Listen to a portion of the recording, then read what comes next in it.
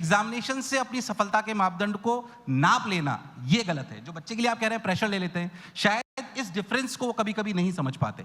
वो जो संघर्ष है, एक बहुत बढ़िया आईएएस ऑफिसर थे, 2 मिनट और लूंगा सर। उन्होंने जब उनकी AIR 1 आई 3 साल पहले के उनका इंटरव्यू, उन्होंने बहुत सुंदर बात बोली, मुझे बहुत अच्छी लगती है। उन्होंने बोला कि मैक्सिमम बच्चे या लोग संघर्ष और दुख में अंतर नहीं कर पाते हैं। संघर्ष कर्म से आता है। हम 15 घंटे काम कर रहे हैं, इस संघर्ष को हम दुख मानने लगते हैं। ये दुख नहीं है, संघर्ष है। अगर हमें जीवन यात्रा में कुछ ना कुछ पाना है तो हमें संघर्ष से प्रेम करना पड़ेगा। जिस दिन हम संघर्ष से प्रेम करना जान जाएंगे, उस दिन शायद हम बहुत कुछ अचीव कर लेंगे। दुख वो है कि हमने कोरोना में किसी अपने साथी को, अपने सहयोगियों को, किसी परिवारजन को छोड़ दिया जिस पे हमारा कंट्रोल नहीं है। ये दुख है।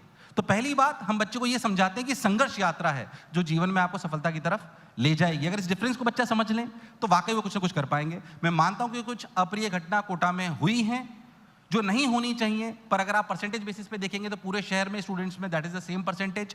कोटा को highlight because of any reason शायद ज्यादा करा जाता है। मैं इसके बाद ये नहीं कहता हूं कि एक शिक्षाविद होने के नाते हमारा उसमें कर्तव्य नहीं कि हमें काम नहीं करना चाहिए। हमें काम करना चाहिए उसके लिए, और हम कर्मठता से काम कर रहे हैं। इस मंच के माध्यम से कह सकता हूं कि मोशन में ऐसी अप्रिय घटना आज तक कभी नहीं हुई है जिस संस्थान को मैं चलाता हूं। तो शिक्षाविदों से भी ये अनुरोध है कि बच्चे को एक दोस्त की तरह पढ़ाइए, उसको ये समझाइए कि सफलता सिलेक्शन में नहीं, सफलता उस कर्म में है जो आप यहाँ पे आके कर रहे हो और जो यहाँ पे आके आप सीख रहे हो। अगर इस डिफरेंस को समझ जाएगा तो रियलिटी में वो जरूर सफल हो जाएगा। डेफिनेटली कोटा